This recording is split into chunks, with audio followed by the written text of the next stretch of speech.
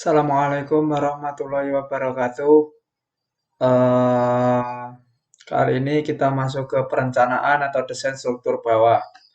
Nah, pada perencanaan struktur desain bawah ini, kita ada 3 item yang perlu dihitung, yaitu desain fondasi tiang pancang, desain pile cap, dan desain dinding basement.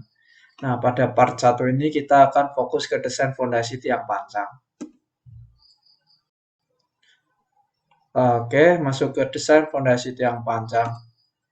Nah, dalam desain fondasi tiang pancang ini ada 3 item yang perlu dihitung, yaitu perhitungan kapasitas izin tiang pancang, perhitungan kapasitas dukung kelompok tiang atau efisiensi kelompok tiang, dan desain terhadap lateral. Kita masuk yang ke bab pertama, yaitu perhitungan kapasitas izin tiang menggunakan data nilai NSPT dan menggunakan metode Meyerhof 1976. Oke.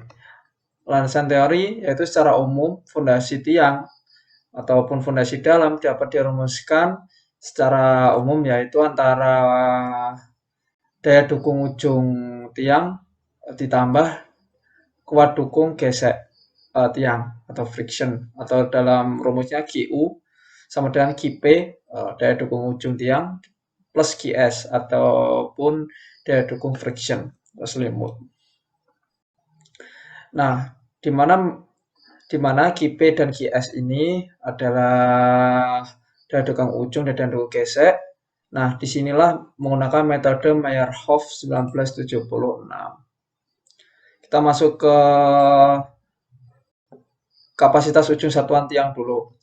Bila mana basis yang digunakan adalah data penyelidikan tanah berupa data NSPT Meyerhof 1976 pada buku Principle of Foundation Engineering edisi ke-8 karya Braja M. Das tahun 2014 mengajukan rumus sebagai berikut, yaitu QP secara umum ini QP adalah AP dan QP terkecil lah, QP itu ini, dan AP adalah luas permukaan pile atau tiang, di mana misal berbentuk silinder,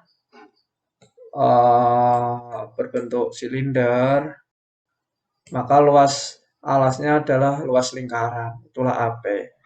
Nah, QP ini menggunakan nilai data atau rumus yang di atasnya itu QP sama dengan, atau QP kecil sama dengan 0,4 dikali PA dikali NP 60 rata-rata dikali L per D kurang dari sama dengan 4 kali PA kali NP 60 rata-rata. Nah, ini nanti ada dua hasil QP, yaitu ada kiri bagian sini dan kanan bagian sini. Nanti dipilih yang terkecil untuk dimasukkan ke rumus yang di bawah ini, yang QP besar ini. Gitu. Nah, PA itu apa? PA itu tegangan atmosfer 100 kN per meter persegi. NP 60 rata-rata adalah nilai N 60 SPT diambil dari ujung tiang 10D ke atas dan 4D ke bawah. Jadi misal kita mendesain kedalaman 16 meter, misal. Nah, kita cek 10D ke atas berarti 10 dikali diameter, misal kita menggunakan diameter 0,6. 0,6 berarti kita 6 meter ke atas, dan 4D itu misal diameternya 0,6.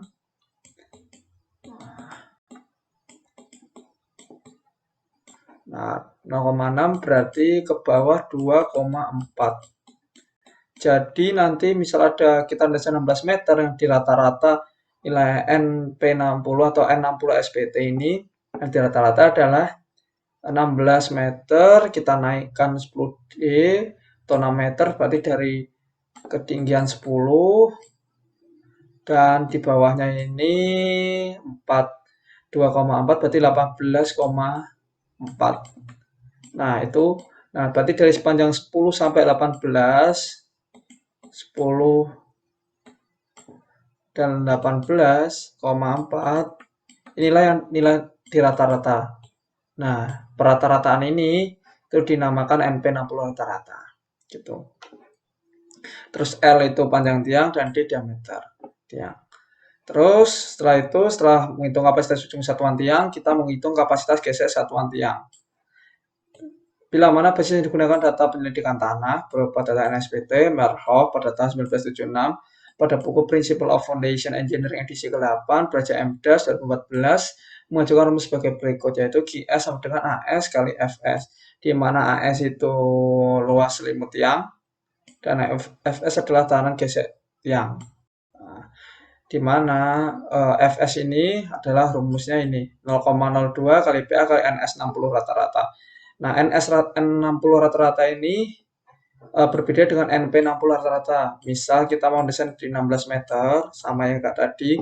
Nah, nilai rata-rata ini NS 60 itu dari titik 0. Kalau tadi kan dari titik 10 ke 18 meter. Kalau ini yang rata-rata dari titik 0 sampai 16 meter ini di rata-rata.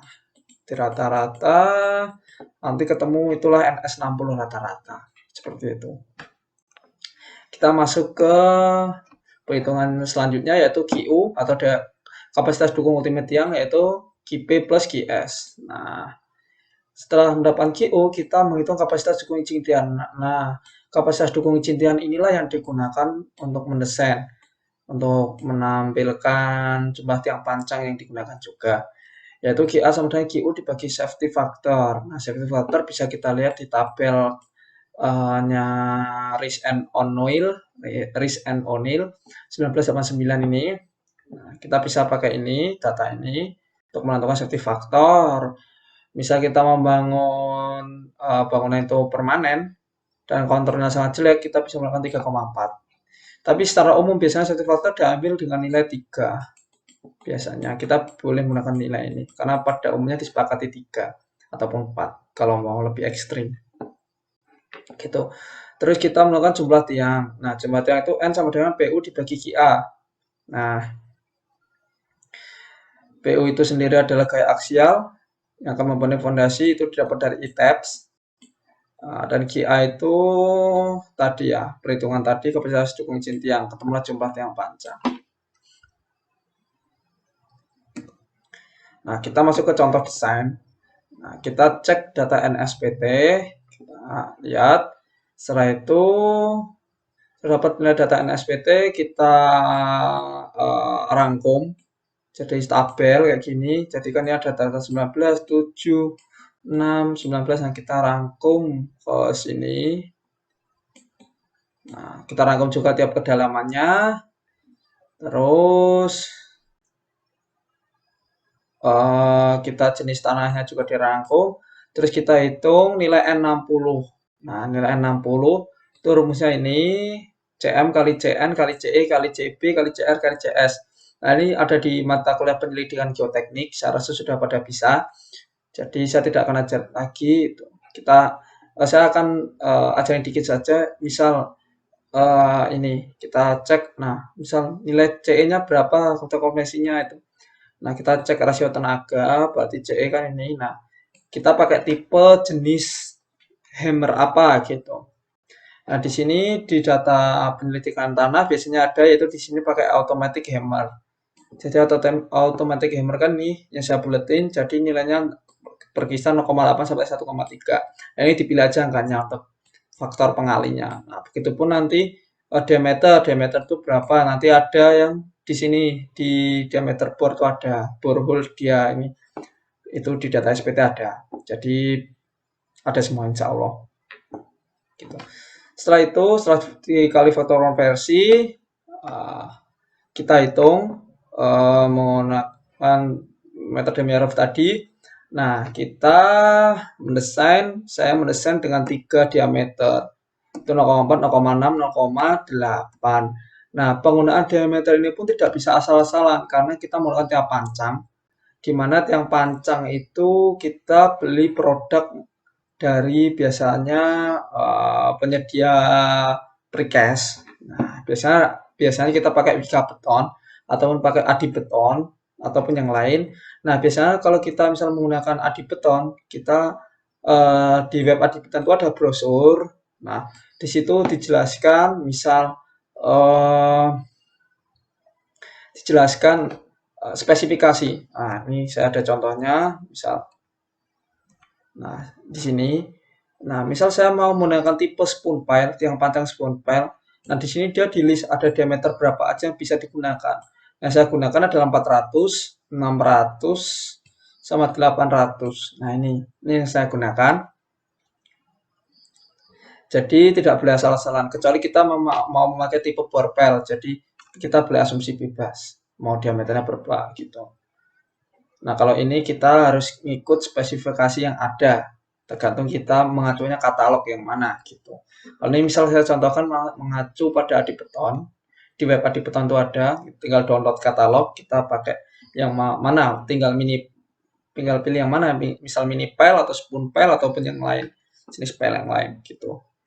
Kita masuk ke perhitungan lagi. Nah, karena spesifikasinya sudah ada, saya pakai 0,6, 0,4 dan 0,8. Kita masuk ke perhitungan 0,6 aja, sama saja perhitungannya. Kita plot ini NSPT kan N60 yang sudah dikoreksi. Kita panjangnya, ini panjang tiap itunya ya, selisih antar kedalaman. Jadi nanti itu di bore look ada selisih-selisihnya, misal ini di kedalaman 1,5, terus ini di kedalaman 3,5, nah itu selisihnya berapa, 1,5 sampai 3,5 kan 2 meter gitu. Terus ini L kumulatif, jadi tiap 0 terus sampai 29,6, end of bore-nya itu ada di data SPT juga. Terus kita hitung QP dan QS. Nah, QP dan QS ini, nah kita hitung di QP dulu satu-satu, ujung tiang dulu. Nah, ujung tiang ini kita harus hitung luas alas karena kita tipe spoon pile. Spoon pile itu lingkaran, jadi kita bisa pakai seperempat BD kuadrat ataupun biasanya di katalog juga sudah menyediakan luasannya berapa gitu. Kita hitung manual aja nggak apa-apa, luasan lingkaran ketemu 0,28274. Terus kita NP, ini sama NP 60 ya maksudnya. Nah, NP 60 rata-rata. Nah, kita cek, misal kita mau cek ke dalam 15,6, berarti kita harus 10D ke atas, 4D ke bawah. Nah, 10D-nya berarti 6 meter ke atas. Berarti 6, sekitar ini dari 11. Terus 2,4 meter ya sekitar ini. Nah, ini nilai-nilai. Nah, ini berarti nilai SPT dari ini sampai ini di rata-rata kayak gitu. Gitu. Terus nanti ketemu, terus L per D ini L-nya sesuai dengan L kumulatif, bisa ke 15,6 ya, berarti L-nya 15,6 dibagi diameternya 0,6 ketemu sekian. Terus QP kecil, terus QP kecilnya ada dua, yang 0,4 kali PA kali NP 60 kali L per D, sama QP 4 kali PA kali NP 60. Nah, ini dipilih yang terkecil. Misal di sini yang terkecil ada 23.616. Nah, yang terkecil ini kita masukin ke rumus QB atau QP besar. Nah, QB besar, QB ini atau QP yang pada teori tadi itu rumusnya QP terkecil dikali AP. Nah, QP-nya 23.616 dikali dengan luasan lingkaran 0,28274, ketemulah daya dukung ujung tiang atau QB atau QP sama saja 6.677 untuk kedalaman 15,6 gitu. Setelah itu kita hitung QS. Nah, QS ini kita hitung AS, luasan lingkaran, luasan selimut, P dikali L, luasan selimut berarti kan selimut lingkaran, selimut silinder nanti dikali tingginya. Nah, gitu. Keliling silinder dikali tingginya, jadilah luasan selimut itu. Terus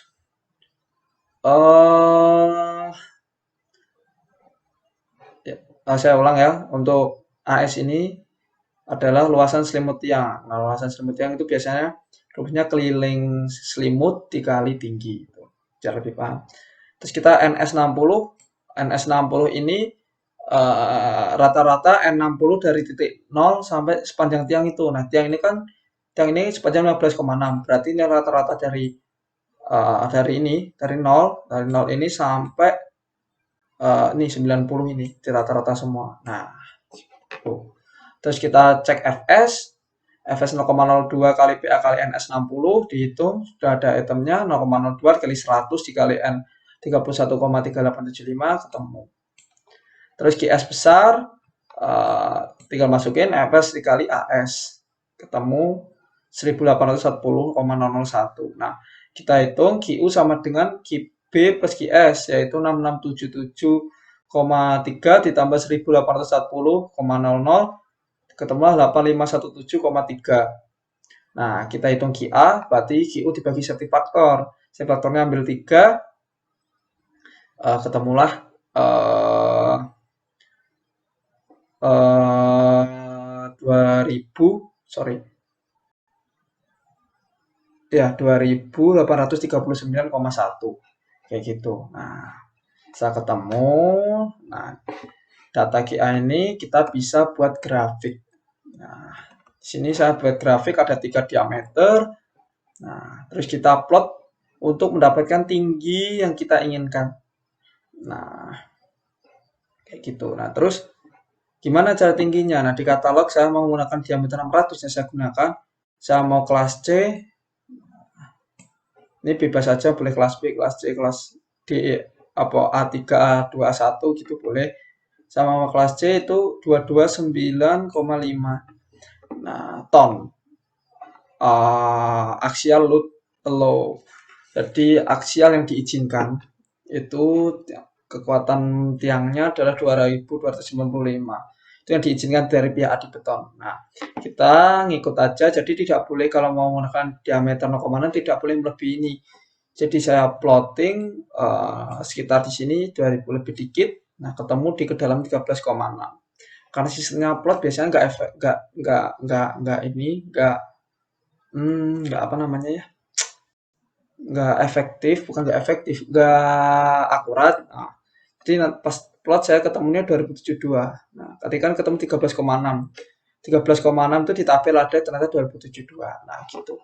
Nah, kalau 2072 gimana? Boleh-boleh saja karena syarat yang di maksimum itu 229,5 ton. Nah, itu 2295 kilonewton. Kalau dikonversi kilonewton. Nah, jadi tidak boleh melebihi ini. Kalau kurang dari ya nggak apa-apa. Gitu. Tapi alangkah lebih baiknya mendekati saja. Nah, saya ambil yang 2072. Nah, gitu. Terus kita hitung jumlah tiang panjang yang dibutuhkan di setiap titik join atau setiap titik tumpuan. Kita hitung, ketemulah sekian. Misal nih PU di titik 1 3994,27. Nah, QA-nya sekian, jumlah tiang panjang kita butuhkan berarti PU dibagi QA ketemu 1,9 dibulati menjadi 2 gitu. L-nya kita butuhkan 13,6. Seperti itu. Nah, gitu. Ini untuk kapasitas dukung izin tiang. Sampai di sini terus kita lanjut ke kapasitas dukung kelompok tiang atau efisiensi grup. Nah, efisiensi grup ini saya menggunakan rumus converse labore formula yang biasanya umum dipakai di Indonesia. Kita pakai ini, yang mana EG adalah efisiensi kelompok tiang, theta arc tan D per S, S-nya itu jarak as ke as tiang, diambil 2,5 diameter fondasi, terus D-nya itu diameter tiang, M banyaknya kolom, dan N aksen banyaknya baris. Saya ketemu EG, kita hitung QG, yaitu QA dikali N dikali EG, yaitu GA-nya sudah diketahui, daya dukung ujung tiang, dikali jumlahnya, dikali efisiensi, ketemulah daya dukung kelompok tiang, atau kapasitas dukung kelompok tiang. Kayak gitu. Nah, kita bisa hitung pakai tabel biar cepat. Kita mempunyai PU, kita plot lagi, terus QA kita sudah punya. Nah, jumlah tiang kita sudah punya. Nah, terus kita hitung MN, theta, EG, dan GG. Nah, M itu jumlah kolom. Perhatikan ini. Nah, karena pelcapnya 2, bentuk desain pelcap dan tiang panjangnya kurang lebih seperti ini. Jadi jumlah tiang panjangnya 2, terus M-nya berarti jumlah kolomnya 2, N-nya jumlah barisnya 1, terus theta itu arc tan D per S, yaitu dimana diameternya 0,6, S-nya itu 2,5 kali D, berarti arc tan super 2,5 ya. Nah, nanti ketemu 21,8, terus dihitung EG-nya dengan rumus tadi, rumus awal, ketemu 0,879. Nah, setelah ketemu, eh, ketemu EG, kita masuk ke GG. Yang mana GG rumusnya adalah EG dikali jumlah tiang pancang dikali QA. Nah, gitu. Ketemu 3642,7. Kita kontrol GG terhadap PU harus lebih besar dari sama dengan daripada PU. Kita hitung ternyata tidak aman. Ada banyak tidak aman. Nah, solusinya kalau tidak aman adalah naikkan jumlah asumsi tiang pancang. Nah, jumlah tiang pancangnya dinaikkan. Jadi yang awalnya 2 jadi 3. Kita hitung, kita naikkan jadi 3. Kita hitung lagi, M-nya ini 3, harusnya bukan 2, M-nya 3. Karena kalau lihat bentuknya 3 seperti ini, jumlah kolimnya ada 3, N-nya 2, θ-nya 21, dihitung lagi, ketemu EG-nya dihitung lagi, yaitu jumlah tiang pancang terbaru, ini, oh sorry, EG-nya dihitung pakai arcstan, sorry, EG-nya dihitung pakai rumus tadi, di awal, secara teorinya tadi, terus hitung QG. Nah, QG itu sendiri adalah jumlah tiang pancang terpakai dikalikan QA dan dikalikan oleh efisiensi grup ini. Nah, ketemu 4711. Nah, kita kontrol lagi, ternyata aman. Kayak gitu. Ini untuk perhitungan efisiensi kelompok tiang sampai sini. Jadi relatif gampang. Dan jika menemui kendala tidak aman, kita naikkan jumlah yang terpakai, terus kita hitung ulang. Kita hitung ulang asumsi MN lagi, terus θ-nya lagi, terus hitung efisiensi grupnya lagi. Gitu. Terus kita hitung QG ulang. Nah, dengan jumlah tiang pancang sudah dinaikkan, terus QA dikali efisiensi grup yang terbaru.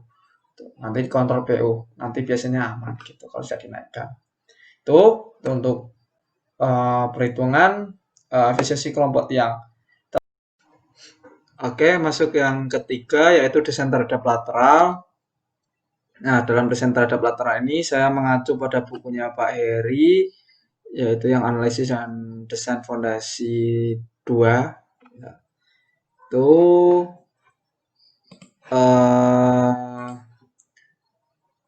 kita hitung dulu tekanan tanah pasif berdasarkan teori Rankine, yaitu tangan kuadrat dikali 45 plus V dibagi 2. Terus setelah itu kita cek keruntuhan tanah akibat lateral tiang, yaitu mencari Mmax dulu, yaitu gamma dikali diameter dikali panjang tiang pangkat 3 dikali tekanan tanah pasif atau Kp.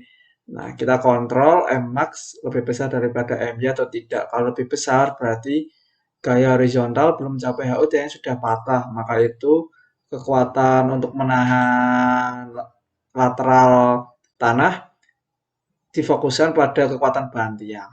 Sehingga harus dihitung persamaan di bawah ini, yaitu F sama dengan 0,82 akar HU dibagi D dikali Kp dikali gamma. Dan HU adalah sama dengan 2 dikali My dibagi E plus 2F dibagi 3. Nah, My ini adalah kapasitas momen ultimate. Nah, itu dari katalog. Kenapa kita pakai data katalog? Karena kita mau tahu kekuatan dari bahan tiang ini, sehingga kita harus cek di katalog. Karena katalog sudah menyediakan kekuatan bahan ini seperti apa, yaitu bending momennya seperti apa, axial allow-nya gimana gitu. Terus kita cari nilai E, tapi E dalam kondisi jepit sama dengan 0, jadi nggak usah dicari. Terus F itu sama dengan keseimbangan horizontal tiang. Setelah itu setelah kita mencari HU, kita cari HA, yaitu sama dengan HU dibagi safety factor, yaitu HU-nya dibagi 3. Kita langsung ke contoh perhitungan. Diketahui nilai sudut gesek internal tanahnya sama dengan 27 derajat. Nah, kita cari nilai Kp, tangan kuadrat dikali 45 plus 27 bagi 2, yaitu sama dengan 2,7.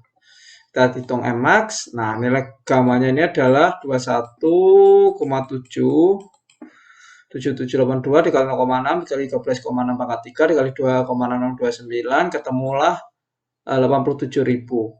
Nah, kita cek Mmax terhadap My. Nah, ternyata Mmax-nya 87.000, Mmax kita hanya 568. Nah, sorry, My kita hanya 568. Maka tiangnya sudah patah sebelum mencapai HU. Karena itu kekuatan hanya difokuskan untuk kekuatan dalam menahan lateral ini hanya tertumpu pada kekuatan bahan tiang. Nah, jadi kita harus menghitung nilai F dan HU. HF 0,82 kali akar HU dibagi 0,6 dikali 2,629 atau KP dikali KP dikali gamma.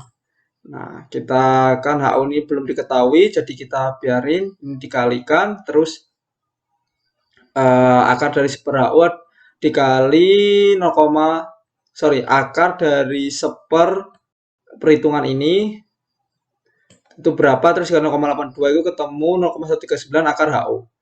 Nah, dari situ nanti masukkan ke rumus HU. Nah, HU sama dengan 2 dikali MY dibagi E plus 2 F dikali F per 3. Nah, MY-nya ini dari katalog. Nah, terus 0, FE-nya 0 plus 2. Nah, F-nya itu 0,139 akar HU.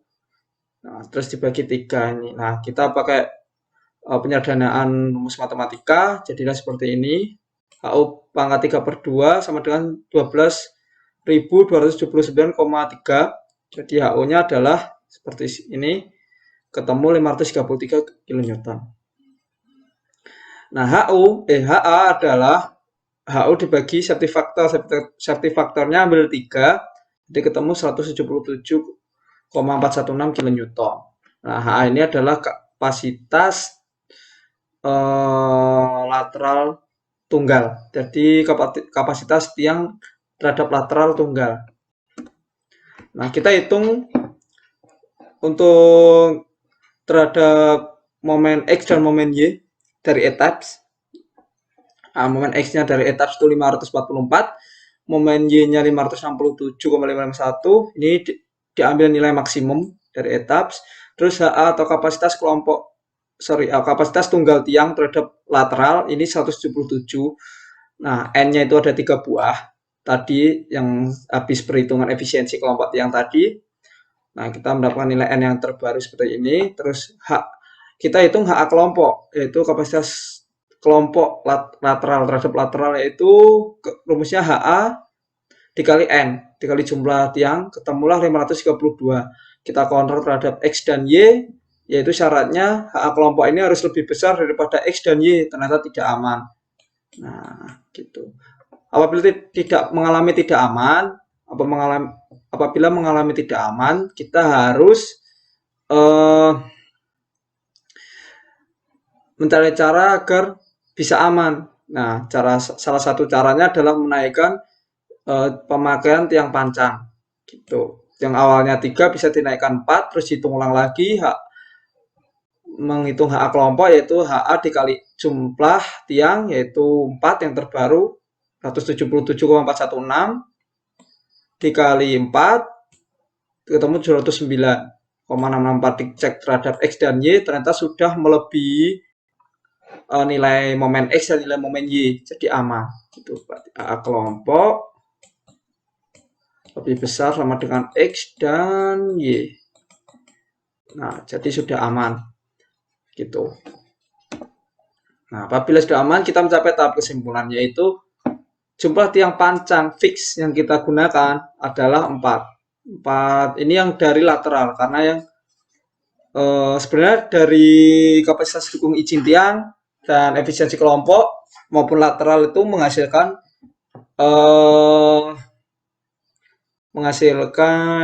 jumlah tiang pancang. Nah, biasanya dari dukung ujung tiang dihitung efisiensi nambah 1 bisa atau nambah 2, terus dihitung lateral ternyata ada penambahan lagi. Nah, diambil yang terbanyak gitu dari 3 perhitungan tadi. Nah, yang mengalami yang terbanyak itu tadi dari perhitungan saya yang ada 3 item tadi adalah lateral. Jadi diambil yang lateral saja yang banyak gitu. Karena kalau ini sudah aman di lateral, otomatis di daya dukung ujung tiang dan efisiensi sudah aman karena daya dukung membutuhkan cuma 2, dihitung efisiensi ternyata membutuhkan 3, dihitung lateral ternyata 4. Nah, kita ambil yang paling aman yaitu 4. Seperti itu. Terus panjang tiangnya adalah 13,6 meter. Nah, ini acuan buku yang saya gunakan yaitu buku yang utama Principle of Foundation Engineering karya Praja M. Das tahun 2014 dan buku analisis dan desain fondasi karya Joseph E. Bowles, ini terbitan Gramedia, dan bukunya Pak Heri Kristadi Adiatmo, analisis dan perancangan fondasi 2, ini dari Gajah Mada University Press. Nah, untuk ini part 1 atau perhitungan tiang panjang sudah selesai.